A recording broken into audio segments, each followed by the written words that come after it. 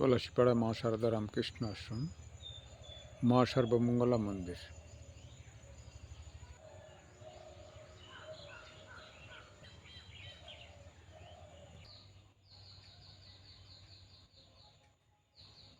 মা শারদা, মা সর্বমঙ্গলা, শ্রীরামকৃষ্ণদেব, নিচে স্বামী বিবেকানন্দ।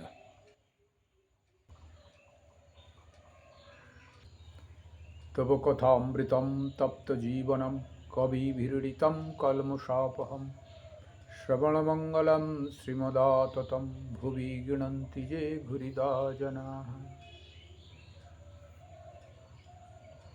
শ্রীরামকৃষ্ণ কথামৃতম প্রায় মাসখানিক অন্যান্য চলেছে, মাঝখানে বন্ধও ছিল কিছুদিন। আজকে শ্রীরামকৃষ্ণ কথামৃতম সম্ভবত পর্ব 68 হবে। 67 হয়েছিল কথামৃত, 68 পর্ব হবে কথামৃত।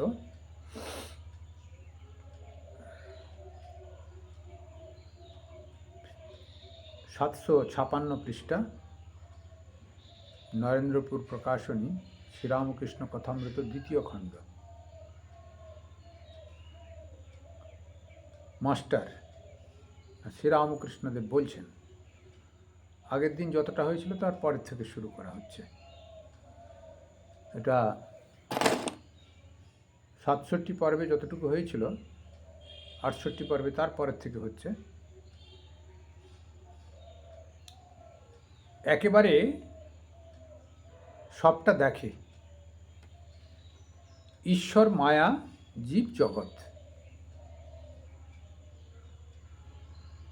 ঈশ্বর, মায়া, জীব জগৎ। সে দেখে যে মায়া, বিদ্যা মায়া, অবিদ্যা মায়া। জীব জগৎ আছে অথচ নাই। যতক্ষণ নিজের আমি আছে ততক্ষণ ওরাও আছে। জ্ঞান অসিত দ্বারা কাটলে পর আর কিছুই নাই। তখন নিজের আমি পর্যন্ত বাজিকরের বাজি হয়ে পড়ে। ভারী সুন্দর। সেদিনকে বাজিকরের একটা গল্প হয়েছিল। বাজিকরই সত্য আর খেলা সব মিথ্যা। অর্থাৎ বাজি সব মিথ্যা, বাজিকরই সত্য। যিনি খেলাগুলো দেখাচ্ছেন, বিভিন্ন খেলা, এই আছে এই নাই, এই মানুষটা আছে তাকে একটা ভূতের মতো কিম্ভূত কিমাকার করে দিল, আর এই ধরুন বাক্স থেকে পায়রা বার করে দিচ্ছে, ডিমগুলো খেয়ে নিল, মুখ থেকে বাচ্চা সব বেরোচ্ছে। তা নানা রকম সব আছে। তা এগুলো যিনি বাজি দেখাচ্ছেন তিনি সত্য, আর যে বাজিগুলো দেখাচ্ছে সেগুলো সব ভ্রম, মিথ্যা। কারণ যেন আমাদের চোখে এত হাতের সাপ্লাই করে, আমাদের চোখে যেন ধাঁধা লাগিয়ে দেয়। বাস্তবিক তার ঝুলিতে যেগুলো দেখাচ্ছে তার বাস্তবিক তার ঝুলিতেই থাকে, হয়তো একটু দূরে হোক কাছে হোক, সে হাতের সাপ্লাইয়ের ভিতর দিয়ে ও কাছে টেনে নেয়। আর কিছু একটা বিশেষ প্র্যাকটিস আছে, কিছু গুণগান তেমন আমি বলবো না, কিছু হাতের প্র্যাকটিস এত ঝড়জলদি করে যেটা আমাদের চোখের থেকে যেন আরও তাড়াতাড়ি করে সে একটু ম্যানেজ করতে পারে। যাই হোক, সেটা দেখে আমরা সত্য বলে ভ্রমিত হয়ে যাই যে হ্যাঁ, যা খেলা দেখাচ্ছে এটাই সত্য, কিন্তু তা নয়। বাজিকরই সত্য, বাজিগুলো সব খেলা, মিথ্যা, ভ্রম, এটি বলছেন। সেইটাতে বললেন কি, ঈশ্বরটা মূল হচ্ছেন ঈশ্বর। এবার মায়া, জীব আর জগৎ।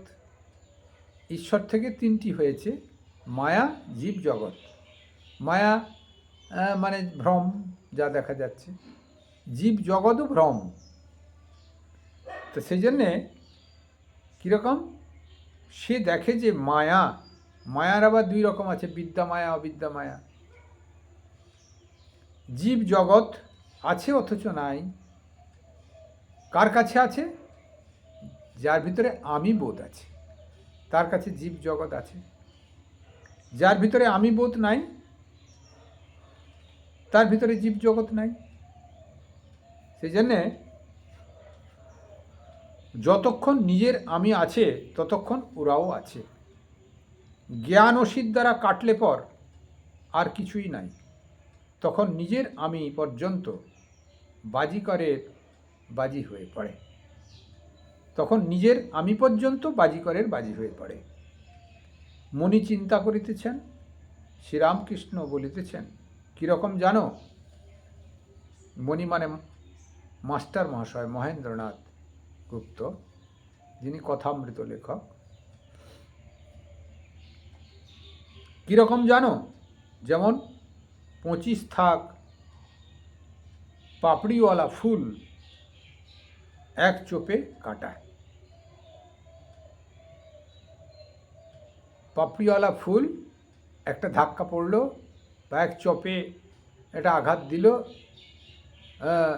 তা সব কেটে চলে গেল।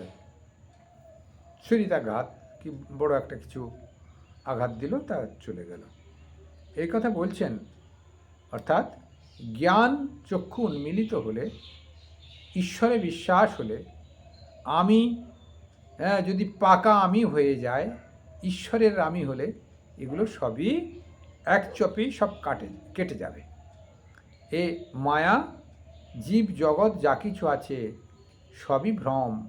এই বাজিকরই সত্য হবে, বাজি সব মিথ্যা ভ্রম হয়ে যাবে। আর যতক্ষণ আমি বোধ আছে, আমি বাজি দেখছি, এই ফুল থেকে মালা হয়ে গেল, এই ডিম থেকে বাচ্চা হয়ে গেল, তা হলো তো, এটা বাস্তবিক জগতে দেখছি, এটা সত্য। কিন্তু যখনই আমার স্টেজ থেকে ও নেমে পড়বে, সব কিছুই নাই, ভ্রম, তখন বলল, হ্যাঁ তাই তো, আমি এতক্ষণ যা দেখছিলাম তা সত্যি সত্যি মশগুল হয়ে গেছিলাম। অর্থাৎ আমরা এই জগতে জন্মগ্রহণ করে মায়ায় আবরিত হয়ে, বিষয়ের প্রতি বেশি আকর্ষিত হয়ে, টাকার পেছনে ছুটতে ছুটতে ঘুম চলে যায়। 10 টাকা কারুর হারিয়ে গেল তো সারা রাত্রি ঘুম চলে গেল। এমনও আছে, এইখানে আসতো আশ্রমে একটি ছেলে, সে গল্প করেছিল, সে এখন হয়তো আশ্রমে তাকে আসতে বারণ করা হয়েছে, আশ্রমে এসে উৎপাত করে। এটা আমাদের অমিতের ছেলে অরিত্র বলে। তা সে সেই সময় প্রসঙ্গক্রমে বলছিল, আমার যদি 5 টাকা কোথাও এদিক ওদিক হয়ে যায় তাহলে আমার সারা রাত্রি ঘুম হয় না। অর্থাৎ জিন থেকে একটা এসছে, এটা ওর নিজের নয়। দেখা যাবে তার পূর্বের বাবা কি দাদু কি তার আগে এত বিষয়ই ছিল, কাউকে কিছু দান ধ্যান করতো না এবং গরিব ছিল, টাকার প্রতি এত আকর্ষণ ছিল, সেইটা ওর ব্রেনেতে জন্ম থেকেই ক্রিয়েট করেছে। আর তার পরিবর্তন করতে পারছে না, কারণ সংস্কার ভিতর থেকে নাই। আর বাইরের যে শুভ সংস্কার সেটাও তার হয়তো বাবা মা দিচ্ছে না। বাবা মা হয়তো তাকে হয়তো সাপোর্ট করছে, নচেত যদি সাপোর্ট নাও করুক, মিসগাইড করছে, ফলেতে তার আর পরিবর্তন হবে না। সে এই জীবনে ঈশ্বর থেকে দূরে চলে গেল। বাইরের আবরণে দেখাবে, হয়তো একটা ছবি বসিয়ে রাখলো, দুবার মাথাও ঠুকে দিল, কিন্তু মনে মনে তার আকর্ষণ সেই টাকার প্রতি বা মায়ার জগতের যে আকর্ষণ, সেই আকর্ষণ থেকে দূরে সরে আসবে না। কী করে টাকা রোজগার করা যায়, লোককে ফাঁকি দেওয়া যায়, লোক ঠকানো যায়, মানে যতগুলি অসামাজিক ক্রিয়াকর্মের মণ্ডপ তৈরি হয়েছে আমাদের, সেই মণ্ডপে সে ভরপুর হয়ে থাকবে।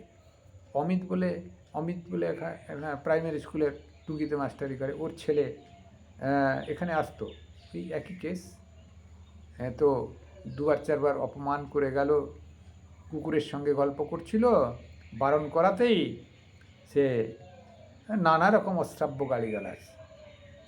তারপরে একদিন টাকা কালেকশন করে আসছি, মান্থলি কিছু পাওয়া যায়, একদিন ঢুকে পড়লো, টাকা চায়, তারপর টাকা না দিতে ঘরের ভিতরে ঢুকলো, আমার টাকা পকেটে ছিল, সে আবার হাত হিঁচড়ে জামার বোতাম টোতাম ছেড়ে সে বেরিয়ে চলে গেল।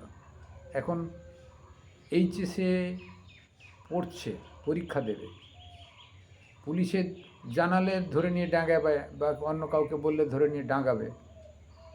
তার বাবাকে ফোন করলুম, তুই একে ফোন করলুম, সবই মায়ার খেলা, তো কী করবেন।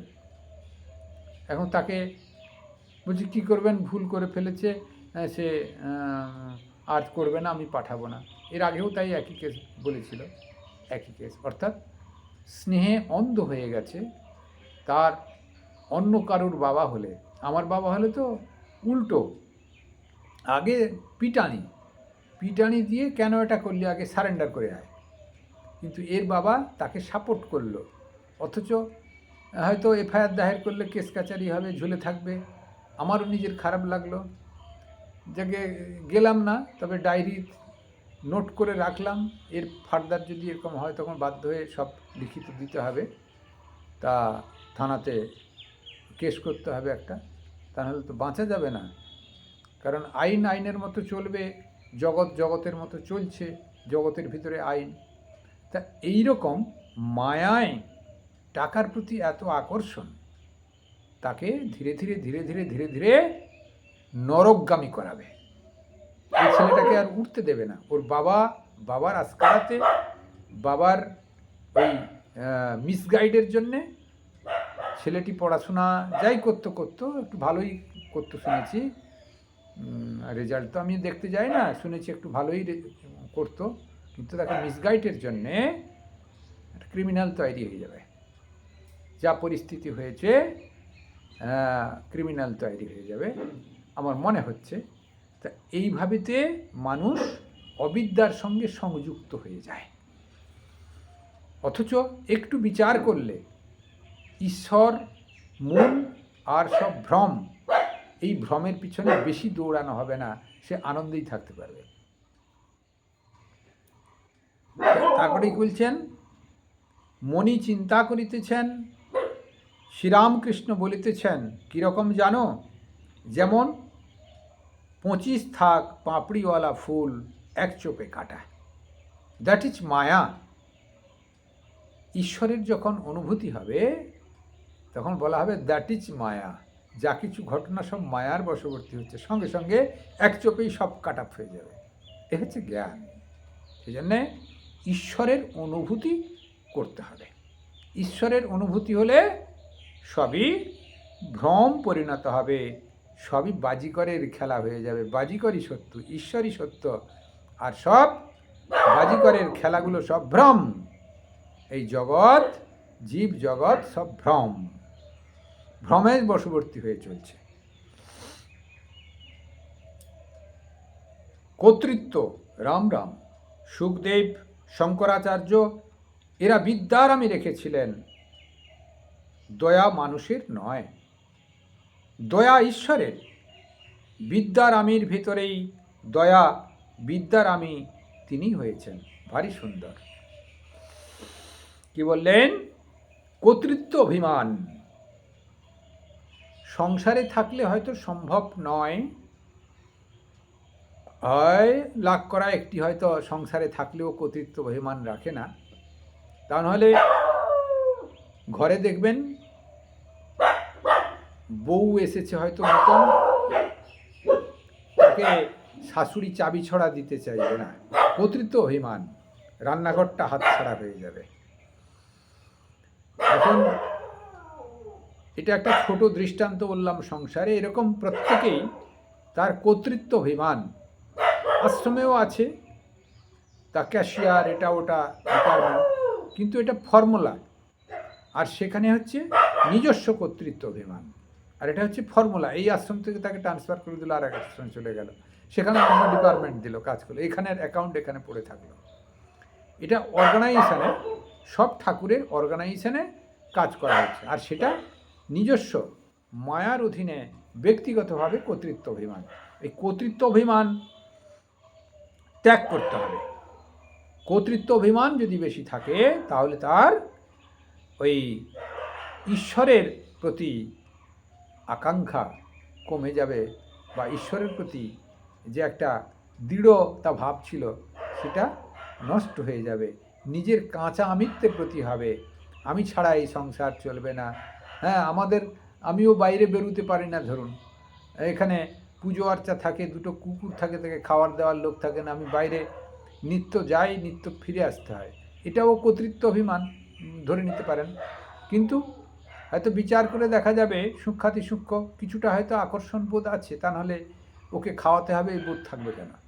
কিন্তু হ্যাঁ, এটা কর্তব্যবোধ। আশ্রমে যিনি বিগ্রহ করা হয়েছে তার পুজো হবে না, এটা যেমন ঠিক নয়, তেমনি তিনি অন্তর্যামী, অন্তরে আছেন, তা সে যেখানে যাব সেখানেই আমি ভোগ লাগিয়ে দিলাম, যা খাবো সেটি ভোগ লাগিয়ে দিলাম, তিনি অন্তরাত্মা রূপে আছেন, সেটা একদিক দিয়ে হয়। কিন্তু বাইরের জগতে যখন দেখবেন ভক্তি মার্গের দিকে বা দ্বিত্ব প্রয়োগে, তখন যে বিগ্রহ স্থাপন করা হয়েছে সেই বিগ্রহকেও ভোগ লাগাতে হবে। সেই জন্য আশ্রমে হয়তো মাইক আকর্ষণ, আপনারা ভাববেন ওই মহারাজও ছেড়ে যেতে পারে না, ও মোহতে পড়ে গেছে, তা নয়। এটা হচ্ছে কর্তব্যবোধ, যে একটি ডিউটি, ভগবানের প্রতি আকর্ষণ, তার স্থূল শরীর সাকার মূর্তির প্রতি এটা পরিচর্যা করা, একটু যেন একটা কর্তব্যবোধ বজায় রাখা। দুটো কুকুর আছে আশ্রমে, সে না খেতে পেয়ে শুকিয়ে শুকিয়ে মরে যাবে, তার ব্যবস্থা করে অন্যদিকে যাও, ব্যবস্থা করতে না পারলে নিজেকেই করতে হবে। তা সেই জন্যে একটি অহমিকা প্রকাশন হচ্ছে একটা ভগবানের কাজ হিসেবে ধরা হচ্ছে, ভগবানের কাজ হিসাবে ধরলে সেটা অহংকার থাকছে না।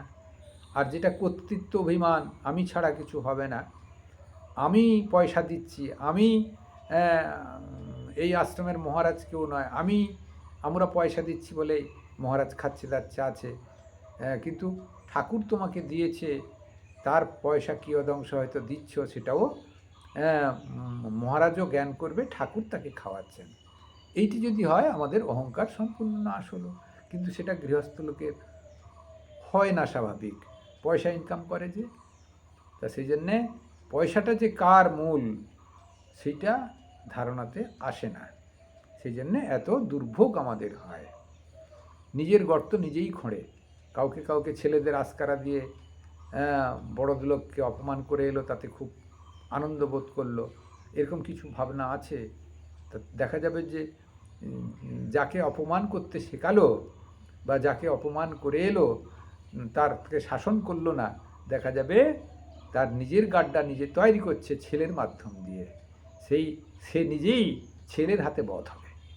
এরকমই হচ্ছে সমাজে, কত আমি দেখছি, আপনারাও দেখছেন। সুখদেব, শঙ্করাচার্য এরা বিদ্যার আমি রেখেছিলেন, দয়া মানুষের নয়, দয়া ঈশ্বরের। বিদ্যার আমি ভেতরেই দয়া, বিদ্যার আমি তিনি হয়েছেন। অতি গুহ্য কথা, কালী ব্রহ্ম, আদ্যাশক্তির এলাকা, কল্কি অবতার। কিন্তু হাজার বাজি দেখো, তবু তার আন্ডারে, অধীনে, পালাবার জো নাই।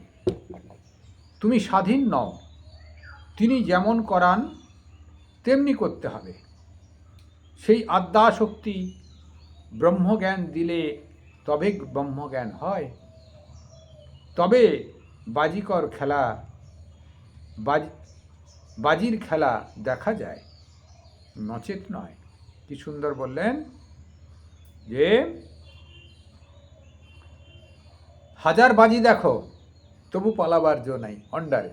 অর্থাৎ এই স্টেজেতে বাজি দেখাচ্ছে, তুমি বাজি দেখছো, তা সে কিন্তু মন এত একাগ্র হয়ে গেছে বাজির প্রতি, ঈশ্বরের প্রতি নয়, বাজির প্রতি, অর্থাৎ ঈশ্বরের মায়ার প্রতি, তার খেলার প্রতি, বাজিকরের প্রতি নয়, বাজির প্রতি। অর্থাৎ বাজিকর যে খেলা দেখাচ্ছে, ঈশ্বর যে মায়া সৃষ্টি করেছে তার ভিতরে এত আকর্ষিত হয়ে গেছো, সেখান থেকে পালাবার জো নাই। এরপরে এটা দেখাবে, এরপরে এটা দেখাবে, এরপরে এটা দেখাবে, ওহ আমাকে বিরক্ত করিয়ে মারি দিচ্ছে রে, ডাকছে বারবার, দেখো এটা দেখে না গেলে আমি যেতে পারবো না, এরকম মন হয়। অর্থাৎ তার মায়াতে আকর্ষিত হয়ে যেতে হয়।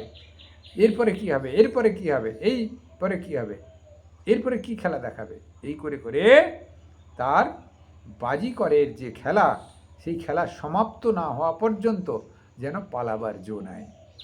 ঠাকুর আরেক জায়গায় বলছেন, রোগ হলে হাসপাতালে যদি যাও, যদি হাসপাতালে নাম লেখাও, রোগী রোগ না সারলে ডাক্তার তাকে ছুটি দেবে না, অর্থাৎ রোগ সারতে হবে, তো তারপরে ডাক্তার ছুটি দেবে।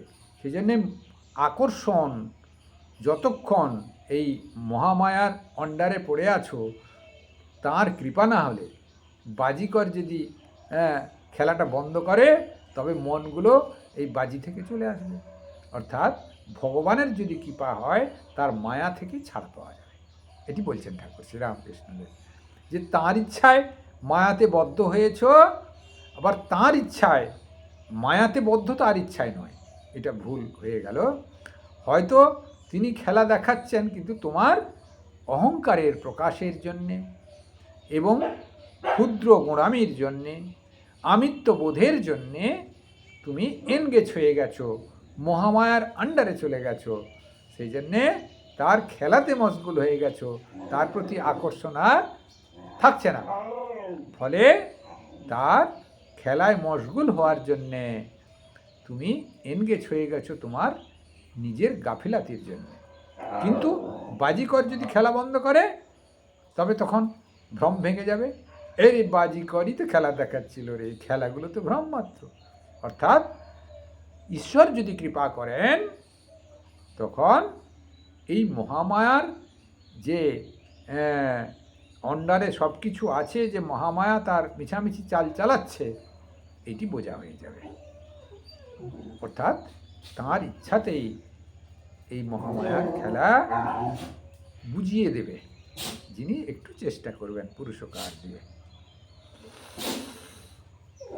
সেই আদ্যাশক্তি ব্রহ্মজ্ঞান দিলে তবে ব্রহ্মজ্ঞান হয়, তবে বাজিকর খেলা দেখা যায়, নচেত নয়।